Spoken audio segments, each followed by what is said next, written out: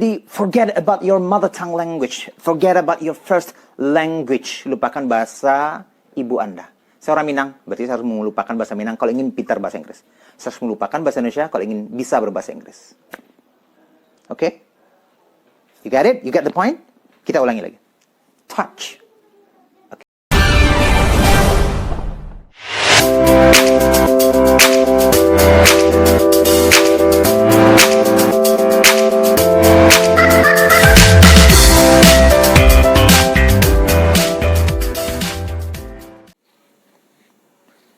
Assalamualaikum warahmatullahi wabarakatuh. Hello everyone, I hope all of you are in a good shape. Saya harap semuanya dalam keadaan baik-baik saja di rumah. Okay, today we are going to talk about how to overcome difficulties in learning English. Hari ini kita akan pelajari kesalahan-kesalahan, kesulitan-kesulitan dalam pelajari bahasa Inggris. I know most of you have studied English for several years, right? Di kebanyakan Anda yang ada di rumah, sudah belajar bahasa Inggris sudah lama, but you still find difficulties in studying English. That your vocabularies are not improved quite well. Ya. Jadi masih terkendala dalam bahasa Inggris, kosakatanya masih nggak banyak, atau kalau ngomongnya masih stuttering, banyak stuttering dan segala macamnya gitu. So this video is for you then. Jadi video ini adalah untuk Anda. Yang pertama, kesalahan pertama dalam pelajari bahasa Inggris adalah dengan terlalu text based, ya, terlalu ngeteks gitu, belajar di sekolah dan segala macam, kosakata dihafalkan, misalnya book adalah vocabulary dicatatkan, book itu adalah buku, kemudian study itu belajar, explain itu menerangkan lalu dihafalkan. That's not how you gain such mastery in English. Ya. Jadi bukan itu caranya untuk bisa menguasai bahasa Inggris dengan baik dan benar. Metode yang pertama adalah baby way, atau bisa ini istilah saya aja ya, baby way, atau bisa disebut dengan baby way, experience atau natural way. Jadi ini terinspirasi dari bagaimana seorang bayi bisa menguasai kosakata dengan baik gitu. Jadi kalau ya misalnya kalau di Barat ataupun di Indonesia, di semua negara, di semua tempat, bagaimana seorang anak manusia bisa menguasai kosakata hanya dalam waktu sekitar 1 tahun atau 2 tahun, dan itu sudah bisa lancar berkosakata gitu. Bukan berkosakata ya, berkata-kata maksudnya. Iya kan? Jadi bagaimana seorang bayi bisa menguasai kosakata atau menyerap bahasa dengan sangat cepat dan baik? Pertama, bayi itu tidak ada punya bahasa ibu. Jadi no translation, oke? Jadi tidak ada diterjemahkan sama sekali. Oke. Dan setiap kosakata yang bayi pelajari itu adalah langsung dipraktekkan. Langsung dipraktekkan dan dekat dengan kehidupannya. Kosakatanya nggak aneh-aneh. Misalnya kalau minum ya minum, makan gitu ya. Kalau minumannya ya susu gitu. Nggak ada harus diberitahu dia liquor ya. Liquor tahu? Liquor itu minuman keras. Nah, apakah minum keras? No. Yang kehidupan dekat dengan kehidupan sehari. Begitu kita menguasai sebuah bahasa. Seperti bayi, laksana bayi. Pertama, no translation. Tidak diterjemahkan. Yang kedua adalah dengan dekat dengan kehidupan kita sehari-hari. Jangan kosakata yang jauh-jauh yang aneh-aneh. Gitu. Oke, nah, jadi gini aja, ringkasnya kita praktekkan ya. Kita praktekkan supaya jelas gitu. Nih, ikuti saya. Repeat after me. Touch. Tap. Tap. Tap. Touch. Tap. Nah, jangan diterjemahkan. Jangan diterjemahkan. Jika Anda di rumah mengatakan, oh, berarti ini touch itu artinya menyentuh. Oh yeah, okay, I see. No, that's wrong. Okay, itu adalah cara yang salah. Jangan diterjemahkan sama sekali. Jadi forget about your mother tongue language. Forget about your first language. Lupakan bahasa ibu Anda. Saya orang Minang, berarti saya harus melupakan bahasa Minang kalau ingin pintar bahasa Inggris. Saya harus melupakan bahasa Indonesia kalau ingin bisa berbahasa Inggris. Okay? You got it? You got the point? Kita ulangi lagi. Touch. Okay. Tap. Yep. Tap, tap, tap, tap. Okay. Hold. Yep. Hold. Lagi. Touch. Tap. Hold. Hold. Hold. Yep. Pinch. Pinch. Pinch. Punch. Punch. Touch. Hold. Okay. Pinch. pinch, punch. Punch. Slow motion. Punch. You got it? Sekarang ulangi tanpa perlu saya sebutkan bahasa Inggrisnya.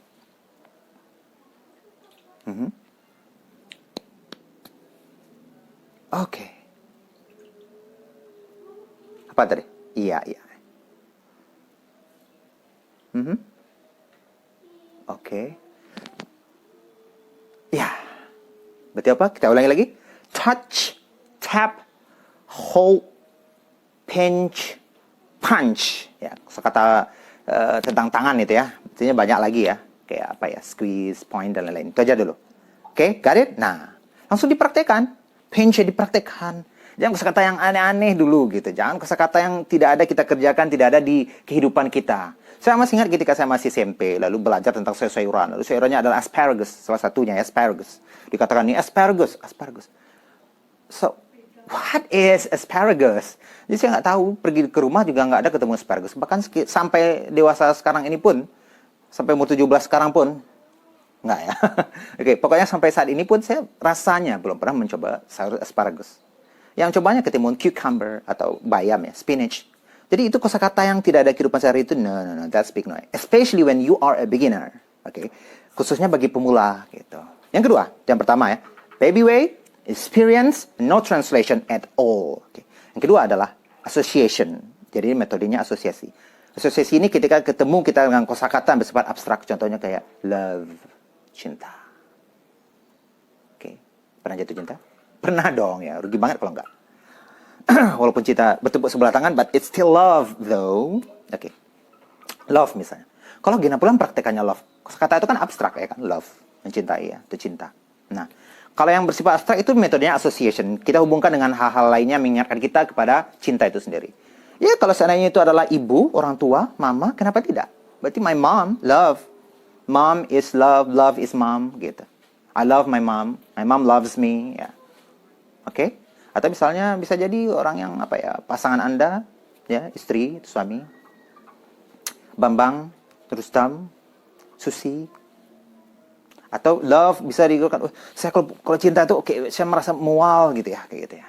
It's like something inside of my belly, in my stomach, ya, not belly ya, stomach. Oke? Itu dia, association. Itu contoh lainnya misalnya kayak awan. Awan itu kalau bisa jadi kita menggunakan kamus tidak masalah untuk mengetahui kosakata awal ya, misalnya cloud itu adalah awan. Nah, untuk mengingatnya jangan diterjemahkan.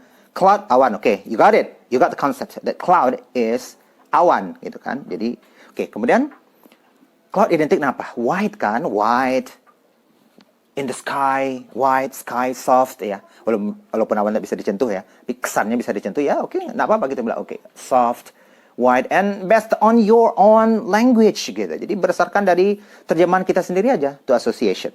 Dan association ini yang pada tahapan berikutnya bisa membuat kalian fluent in speaking English gitu. Ya, bisa lancar dalam berbahasa Inggris. Oke? Karena apa? Karena dengan association kalian tidak perlu menghafal kosakata, otak juga terlalu mengatakan kalau ingin berbicara, otak tidak mengartikan dulu, jadi dia otomatis keluarnya. Nah, itu dia. That's our goal, oke. Nah, yang ketiga adalah metodenya adalah contextual best approach. Jadi secara konteks, pendekatannya secara konteks. Contextual best mastery, ya. Pokoknya konteks, ya. So, lagi yang pertama tadi adalah experience, baby way, no translation. Yang kedua, association. Yang ketiga adalah context. Based on context. Berdasarkan konteksnya. Oke? Contoh. Misalnya, kita ambil satu kosakata misalnya. Mean.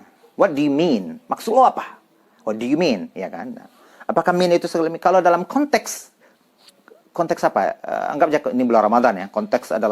Konteksnya itulah setan dibelenggu atau syaitan gitu ya. Jadi Satan is mean. Apakah setan is mean maksudnya setan itu adalah maksud? No. Kalau konteks seperti itu berarti setan itu gimana? Ya, setan itu jahat. Satan is mean.